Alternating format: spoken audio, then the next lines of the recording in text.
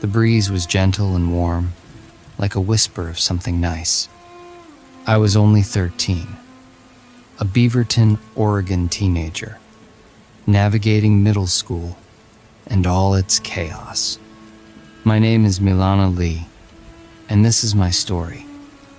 It is difficult to explain, but I want to tell you who I was and how I felt before all this occurred. I was in 6th grade in Conestoga Middle School, and I always smiled, my grandma used to say. I adored my little sister, doing her homework and being second mom to her.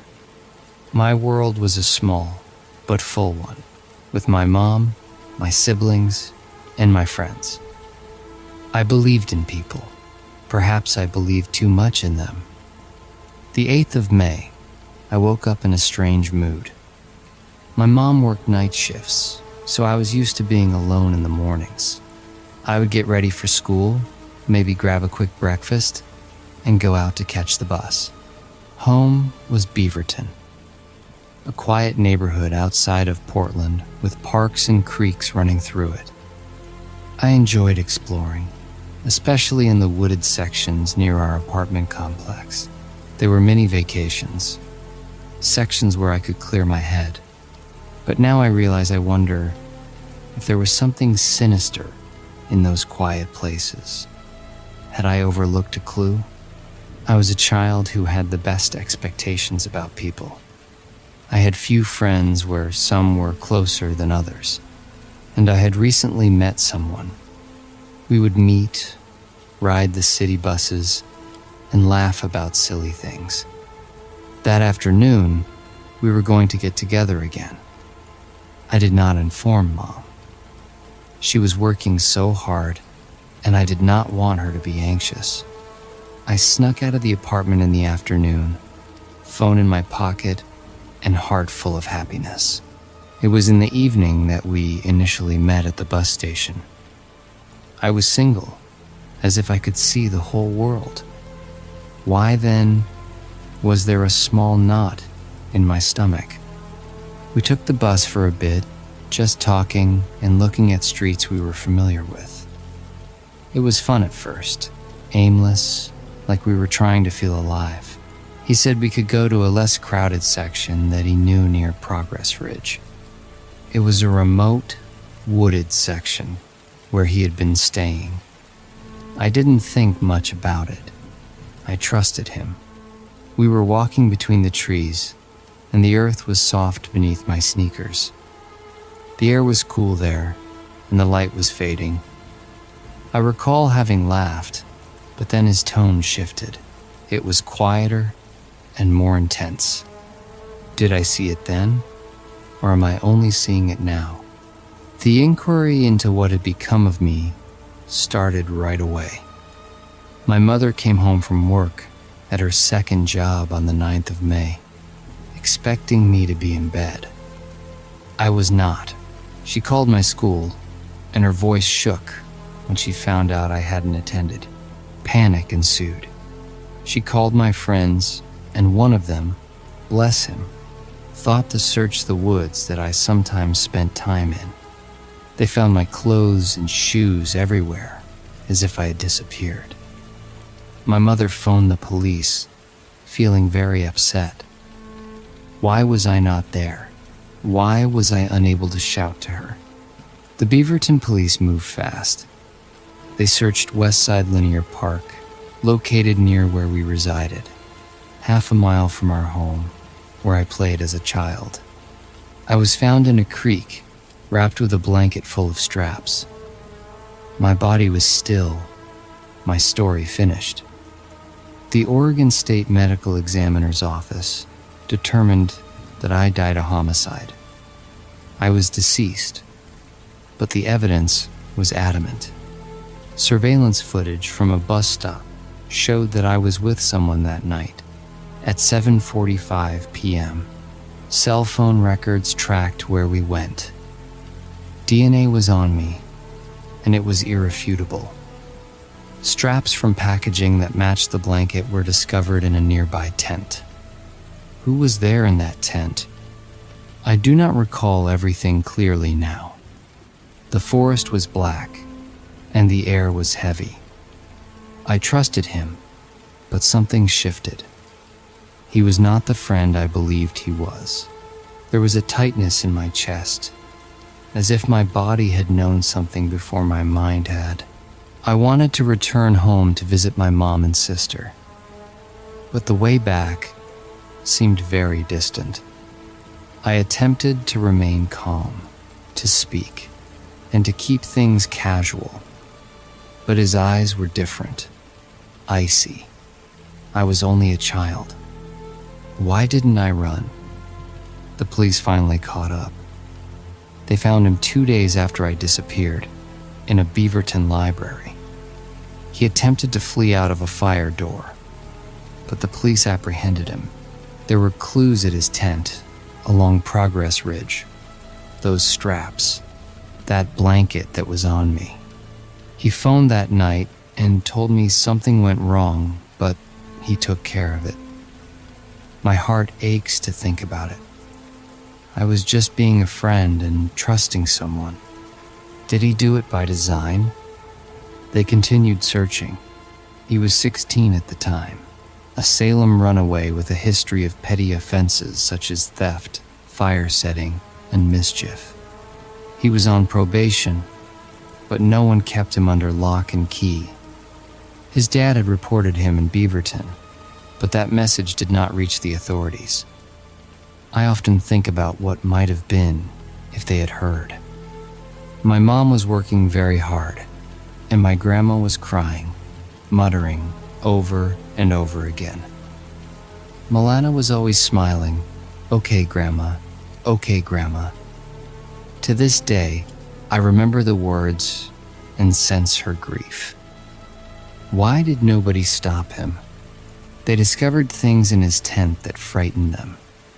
There were symbols cut into a tree, those associated with a rapper he was a fan of, one who rapped about violence and darkness. There was a diary with eerie writings. I feel like Dexter. There were searches on his phone on the internet for violence and assault. My family did not know these things. I did not know these things. I was a kid who loved to laugh, who assisted her sister, and who trusted too easily. What was he hiding? The trial itself occurred later, in November 2024. It lasted 2 weeks, and each day was hard on my family. The prosecutors labeled him as a wolf in sheep's clothing, explaining that he protected me when I did not. They showed the video, phone records, and DNA. They claimed that I was with him on the night it occurred and that he took me out to the woods. My mom sat in court, her face pale as she listened. I wish I could have been able to hold her hand. The defense told us they had DNA from someone else under my fingernails and on my clothes. They told us it wasn't him. I had slept with somebody else. But the jury did not believe them. They only took less than 90 minutes to reach a verdict. What did they see so clearly? I still recall that evening. The forest was so silent, and I could barely distinguish the stars from behind the trees. I was afraid, but I did not want to seem afraid. I thought I could manage, that I could bluff my way home. I was mistaken. My heart was racing, and my hands were icy. I wanted my mom, my sister, my house. I did not understand what was going on, but I could sense it, like a shadow moving closer. I tried to be strong, to be that Milana who smiled all the time, but I was afraid. Why didn't I yell? The police said that he tried to cover up what he had done. He texted my phone once I had left, pretending to be looking for me. He posted pictures on the internet, looking like nothing was wrong. But the proof was too strong. His blanket, his DNA, his lies. My family and I had to endure the aftermath. My grandmother explained to a reporter, "This pain is difficult to describe. You must feel this pain. I feel that pain now, even now that I'm writing this out to you. I should have matured, played in the new clothes my family bought for me, looked after my sister. What had I done to deserve this?" The courtroom was packed when the sentence was read. Guilty on all counts, serious offenses that ruined my family. At sentencing, my mother addressed the judge, her voice shaking. "This is the nightmare you could ever have imagined. He ruined our family. I wish I could have wrapped my arms around her, let her know I was still present in some way." He was sentenced to life in prison, but due to juvenile laws, he would be free in 15 years. 15 years of my life, and my family is suffering. My mom has been given $50,000, but what difference does it make now that I'm no longer around? How do you tell me how much life is worth? I recall my final moments in shock and bewilderment. I was only a child, taking the man I considered to be a friend for what he was. I did not know about his bad side, not until too late. The woods, the creek, and the blanket belong to me now, but they don't say everything about me. I was Milana, smiling girl, loved my family, and wanted to live.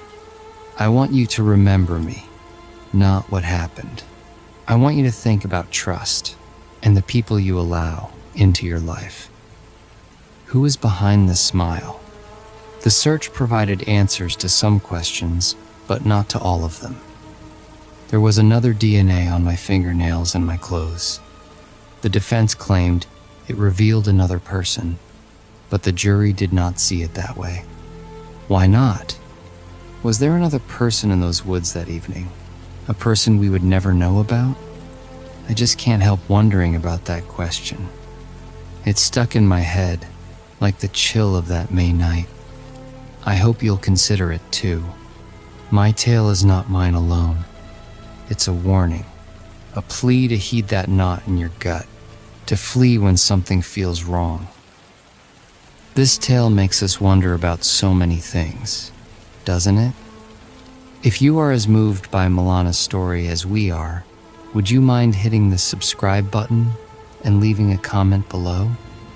Do you have any thoughts regarding the open question, could there have been another person? Let us not forget her and see the truth together.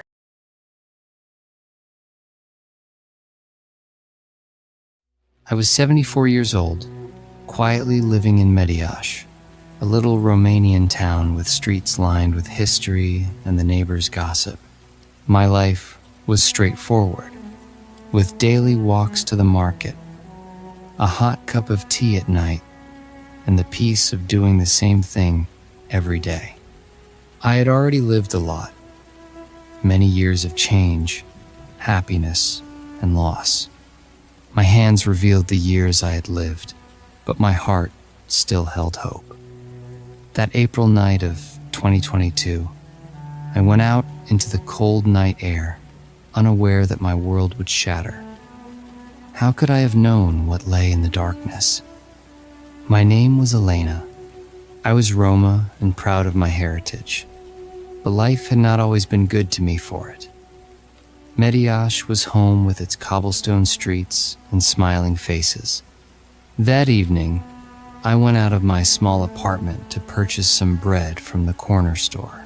The air was fresh, the kind that makes you wrap your scarf around you a little tighter. I remember thinking of the laugh of my grandson and how it made my days brighter. I did not see the person behind me and did not notice their eyes on me. Have you ever been somewhere and felt safe, only to later realize how wrong you were? My life was not perfect, but it was mine. I had 3 children, lost a husband, and learned to smile through the lot of it. My Roma upbringing had taught me to be strong, People could think what they liked, but I held my head up. That evening, I walked slowly, as my knees were no longer as strong as they once were. Streetlights cast long shadows, and the town was still. Only the sound of a car in the distance. I had no idea anybody was behind me, or that they harbored something dark within themselves that I couldn't fathom. Why would anybody want to harm a stranger? The streets of Mediash are tattered and feature houses that have seen wars and rebellions. I was always secure here, even at night. But that evening, something felt off. Maybe it was the way that the wind seemed to subside, or the momentary flash of a street lamp that caught my eye. I dismissed it, thinking it was old age and a nervous response. I did not know that a 17-year-old, just a boy, had been watching me. I did not know that he had been lured into a world of hatred, changed by ideas from a group called the Order of Nine Angles. How can a teenager be so filled with hate? The Order of Nine Angles, or ONA, is more than just a name. It is a clandestine society that began in the UK decades ago, combining Satanism, neo-Nazism, and a passion for anarchy. They don't just speak of disobeying authority. They invite their devotees to do, to hurt, and to prove themselves through violence. I did not realize this at the time, but subsequent investigators discovered that this group had influenced a member of my community. They subscribe to an unhealthy dogma, inviting their adherents to beat up people like me, people whom they perceive as other. What kind of people would engage in such? I walked down a side street, steps silent. The shop was only a block away. I remembered singing a song my mother sang to me when I was upset, something to make me feel better. But then I heard it, a rustle, too close, too intentional. My heart was racing. I told myself it was something, a cat or the wind. But the feeling intensified, like a knot in my stomach. I stopped and looked back and saw nothing but blackness. Was I losing my mind?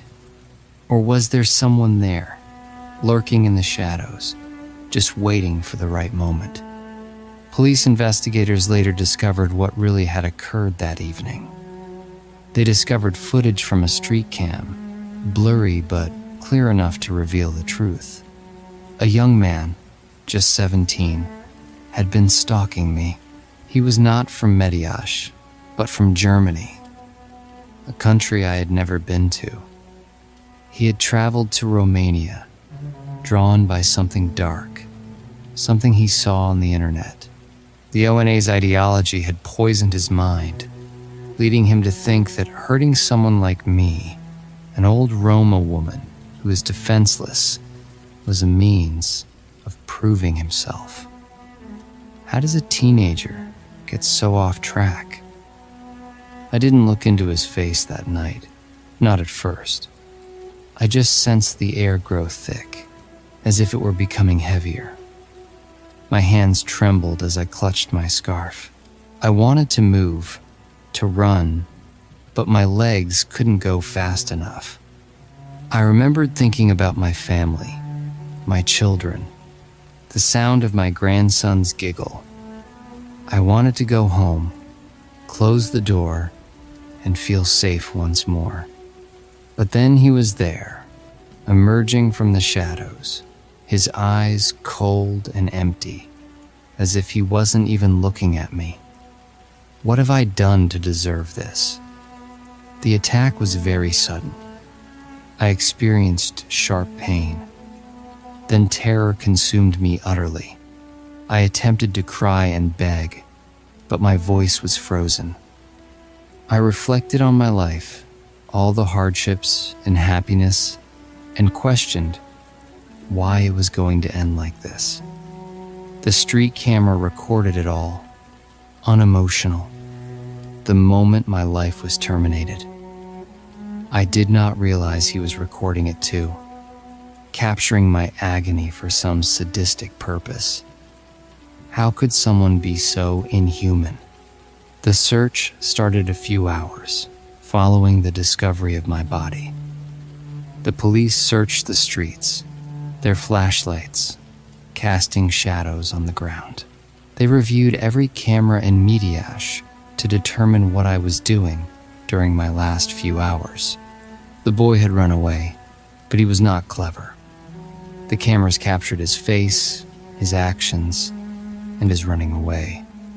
They watched him run from the scene, vanishing into the night, believing he had gotten away. But the truth is bound to catch up to you, isn't it? I recall the icy road against my face, the world growing dark around me. I considered my family, what they'd say, how they'd suffer. My daughter ever told me, "Mama, you're the strongest person I know." I wished to be strong then, to battle, to survive. But the darkness was overwhelming. I did not know why this was occurring, did not know of the ONA and their bigotry. I was just Elena, a woman who loved her family, who wished one more day. Why was that denied to me? The police moved fast. They had their man within 2:45 a.m. on April 13, 2022. He was a 17-year-old German male who had been indoctrinated in the ONA's toxic ideology. They found evidence on his phone, messages, and videos depicting his fascination with the group's ideology. He had recorded my final moments, not sympathetically, but proudly. The investigators were appalled, and one of them commented, "It was like he was reading a script, something he'd learned. How does one at this age become such a monster?" The ONA is very intimidating. It's not one group with a leader or a central command. It's a dispersed organization all over the world, spreading hatred on internet forums, coded messages, and dark places on the net. They prey on teenagers who are impressionable and tell them that violence is powerful and hate makes them powerful. This boy wasn't born evil. He was radicalized by ideology that celebrates hurting people. How many more like him are out there and ready to do something? That night's video spoke a story I couldn't tell. It demonstrated me walking, oblivious, and him following his deliberate, calculating steps behind me. It demonstrated him deciding to move forward the moment my life was taken. That's the video investigators employed to follow him, to build a case that would stand. They discovered he'd come from Germany to Romania, where the ONA had invited him to prove himself. I was merely a target, a human being he saw as less than human. Why do some see others so? My family was shocked. My daughter wept and cried. She did not deserve this. She was always kind. My grandson ceased laughing, and there was a sadness in his eyes no child should ever experience. The police informed them of the ONA, the boy's extremist ideology, and the hatred that motivated him. They could not comprehend, nor could I. I had been a victim of prejudice, but this was not the same. This was premeditated, carried out by a group that lives off anarchy. How do you combat something like that? The young man was in serious trouble. The prosecutor deemed it a hate crime, invoking Romania's hate crime legislation. They discovered messages on his phone and mentions of ONA texts that celebrated violence against people like me. He had been posting on the internet, detailing his plans and asking for confirmation from the others in the group. The police were amazed at the evidence, one of whom likened it to It's like he was brainwashed, but he chose every step. Can one be a victim and at the same time a bad person? I recall that evening, replaying it in my mind. If I'd taken another road, if I'd remained at home, would I be alive? I think of my family, how they're coping, how they're fighting for justice. The ONA's reach is large, not only in Mediash, but everywhere. They have been linked to other crimes, assaults in the UK, plots in the US, even murders in Canada. Their ideology grows like poison, infecting new individuals. How do you prevent something that is difficult to discern? The investigation uncovered more than my case. It uncovered a hate culture that not only writes but acts. ONA texts, such as The Rape Anthology and Iron Gates, invite their followers to disregard all limits of ethics. They do not seek chaos. They seek to destroy society so that they can rebuild it again from the remains. I was only one victim, yet there are others whose cases were left unresolved. How many others will there be? I would like to tell my family that I am all right and that I am taking care of them. I would like to hug my grandson again and listen to him laugh. The hurt of that night is still present, not only for me, but for all the people that I cared about. The police are investigating, trying to understand how a German boy came to Mediash because of hate. They are monitoring his internet use and networks, trying not to let the next tragedy occur. But are they really able to stop something so horrible? My tale is not my own. It's about society. About society where hate has the capability of altering a young mind. About a group such as the ONA that can transform a boy into someone he does not recognize. I was Elena, a mother, a grandmother, a woman who loved her life. I did not deserve what occurred, and my family does not deserve the anguish they endure today. Why is there so much hate? Why does it keep spreading and find new methods of causing pain? This case continues to resonate with Mediash, and it needs to resonate with all of us. If you're as unsettled by Elena's experience as we are, click that subscribe button and join the conversation in the comments below. What can we do to prevent groups like the ONA from spreading their harm?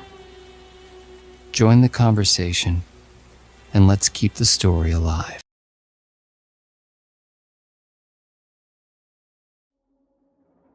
Blood-soaked tent. 3 teens dead. One survivor's chilling claim. A dark figure with glowing red eyes. Who slaughtered the campers at Lake Bodom, and why does this case still haunt Finland? It's just after 4 a.m. on June 5, 1960. A quiet lakeshore in Espoo, Finland, sits under the eerie glow of a white night, where the sun barely dips below the horizon. 4 teenagers, 2 boys, 2 girls, sleep in a single tent by Lake Bodom. Their motorcycles are parked nearby, fishing gear scattered around. Laughter from the night before has faded. Now silence. Then, a shadow moves outside the tent. A blade slices through the canvas. In moments, 3 young lives are brutally ended, stabbed, bludgeoned, left in a blood-soaked heap. One survives, barely, claiming he saw a figure in black with glowing red eyes. This is the Lake Bodom triple homicide, Finland's most infamous unsolved crime. Who did it? Why? And why, over 60 years later, are we still searching for answers? Welcome to the chilling story of the Lake Bodom murders, a case that's haunted Finland for decades, spawning books, films, and endless theories. I'm diving deep into the night of June 4th, 1960, piecing together the timeline, the suspects, and the clues that keep this mystery alive. Stick with me as we unravel what happened and what didn't at that blood-stained campsite. Make sure to subscribe and share your thoughts in the comments below. Let's get started. June 4th, 1960 was a warm Saturday, perfect for a summer adventure.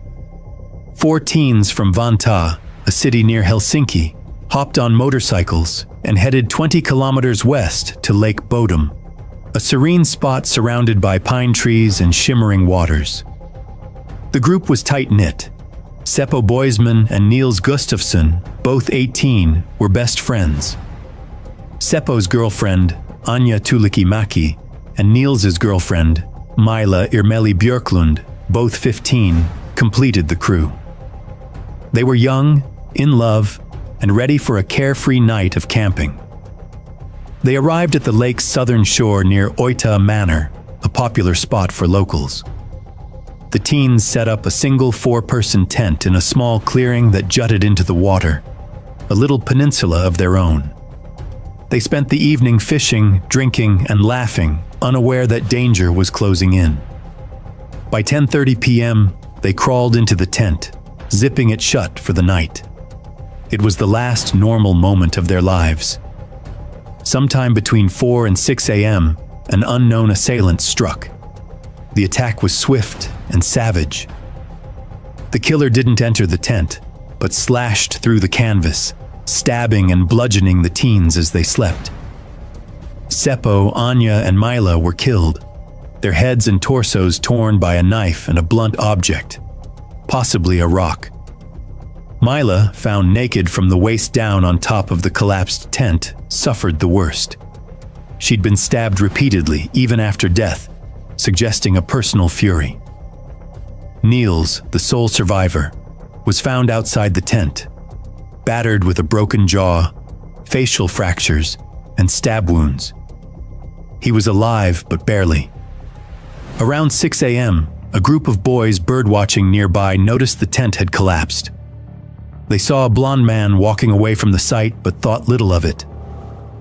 It wasn't until 11 a.m. that a carpenter, Esko Johansson, stumbled across the scene while swimming. Horrified, he alerted the police, who arrived around noon. The crime scene was already 6 hours old, and what followed would make solving the case even harder. The police response was, to put it bluntly, a mess. Officers failed to cordon off the area properly, allowing curious onlookers and campers to trample the site. Footprints, tire tracks, anything that might have pointed to the killer, were lost. The murder weapons, a knife and a blunt object, were never found. Stranger still, items were missing. The keys to the teens' motorcycles, though the bikes were untouched, and Niels's shoes, later found half a mile away with blood from his 3 friends, but none of his own. Clothes from the victims were also scattered nearby, soaked in blood. Investigators noted the attack's brutality. The killer struck from outside the tent, slashing through the fabric to reach the teens. This suggested either a random act or someone who knew exactly where they were sleeping. But with the crime scene contaminated and no clear leads, the case went cold fast.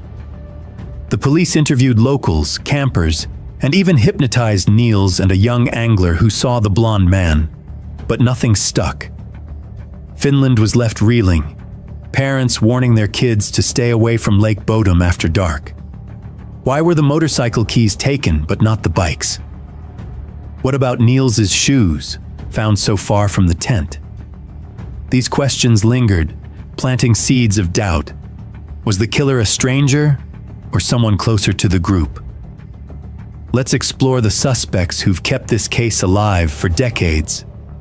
Over the years, the Lake Bodom murders have drawn a cast of suspects, each with their own shadow of suspicion. Let's start with the most notorious, Carl Valdemar Gillstrom, a local kiosk keeper known for hating campers.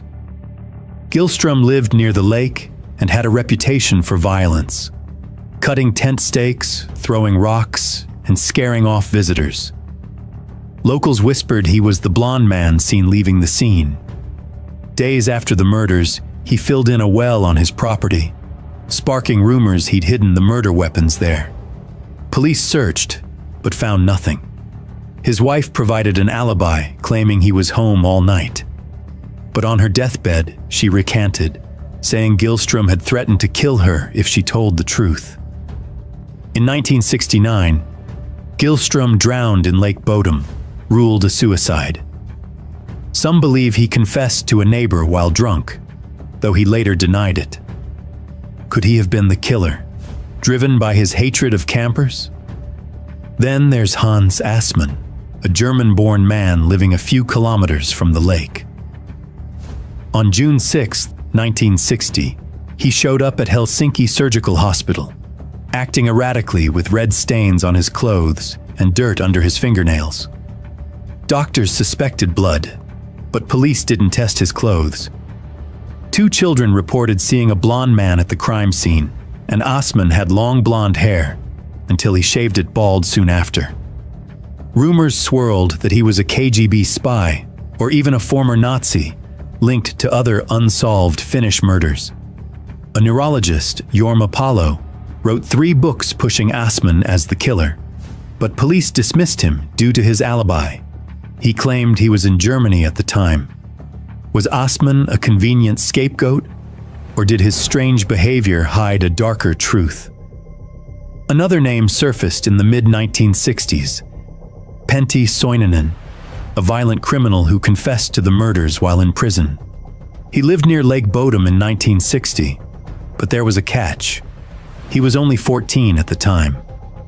Could a 14-year-old overpower 4 teens and leave no trace?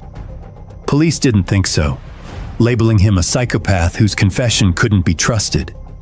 Eerily, Soininen hanged himself in prison on June 6, 1969, the 9th anniversary of the murders. Coincidence or something more? But the most shocking suspect came decades later. Niels Gustafsson, the sole survivor. In 2004, 44 years after the murders, Finnish police reopened the case, armed with new DNA technology. They retested the tent and exhumed the victims' bodies, analyzing blood patterns. What they found stunned investigators. Niels's shoes, found half a mile away, had blood from Sipo, Anya, and Mila, but none from Niels himself. Prosecutors theorized Niels, in a jealous rage over Mila, killed her in a frenzy, then murdered the others to cover it up. His injuries, they argued, were less severe, possibly self-inflicted. A surprise witness, a woman camping nearby that night, claimed Niels and Seppo visited her tent earlier, and Niels was drunk and aggressive. Was Niels a victim, or the monster all along? In March 2004, Niels Gustafsson, now a retired bus driver, was arrested and charged with 3 counts of murder. The trial began in August 2005, gripping Finland. Prosecutors painted a grim picture. Niels, jealous over Maila, snapped. Her body, stabbed repeatedly post-mortem, suggested a personal motive. The other 2, they claimed, were collateral damage. The bloodless shoes were a key piece of evidence. Why would a victim's shoes, carried so far, have no trace of his own blood? Niels's defense was steadfast. His lawyer, Rietta Lepiniemi, argued he was attacked alongside the others, his blood found inside the tent proving he was a victim. Niels claimed he remembered little, only a vague image of a dark figure with glowing red eyes. He stuck to his story. An outsider struck while they slept. The court scrutinized every detail: DNA, bloodstains, even the mysterious blonde man. On October 7, 2005, the Espoo District Court acquitted Niels, citing insufficient evidence. The state paid him €44,900 for his suffering, but the public wasn't convinced. When a reporter asked how he knew he was innocent if he couldn't remember, Niels replied, "I'm innocent. That's that." The answer left many uneasy. Why did the killer spare Niels? Was it a random attack? Or did someone want him to survive? These open loops keep the case alive, drawing us deeper into the mystery. The Lake Bodom case is a puzzle with missing pieces. The crime scene offered clues, but not enough. The tent, slashed from the outside, suggested the killer never entered, striking through the canvas with precision. The missing motorcycle keys and Niels's shoes, found 500 meters away, baffled investigators. Why take them? Was it a trophy, a distraction, or something else? The murder weapons, a knife and a blunt object, possibly a rock, were never recovered. Some theorize they're still at the bottom of Lake Bodom or buried in Gillstrom's filled-in well. Was it a random act by a drifter, as the lack of struggle inside the tent suggests? Or a targeted attack, given Mila's excessive wounds? Some speculate a serial killer, noting similarities to other unsolved Finnish murders, like the 1959 killing of Kiliki. Others point to Cold War intrigue, with Osman's alleged KGB ties fueling conspiracy theories. A more grounded theory suggests a local with a grudge, like Gillstrom, lashing out at noisy campers. Then there's the Niels angle. Did he stage his injuries to escape suspicion? In 2018, Finland's National Bureau of Investigation reopened the case, using advanced DNA techniques. The tent, now preserved in the police museum in Tampere, was retested, but no breakthroughs have emerged. The blonde man, the red-eyed figure, the missing items, all remain enigmas. The case has seeped into Finnish folklore, inspiring a horror film, Lake Bodom 2016, and even a metal band, Children of Bodom, named after the tragedy. The murders shattered Finland's sense of safety. In 1960, Espoo was a small, tight-knit community. The idea of a killer striking in such a serene place was unthinkable. Parents grew wary, warning teens against camping. The case became a cautionary tale, whispered around campfires. Books, podcasts, and documentaries, like Casefile and Morbid, keep the story alive, each offering new angles but no answers. For the victims' families, the pain is unending. Seppo, Anja, and Mila were just kids, their lives cut short in a moment of horror. Their loved ones have lived with the agony of not knowing who or why. Niels, acquitted but forever tainted, carried the weight of suspicion until his death. The community still grapples with the mystery, some believing the killer walked among them, others convinced he was long gone.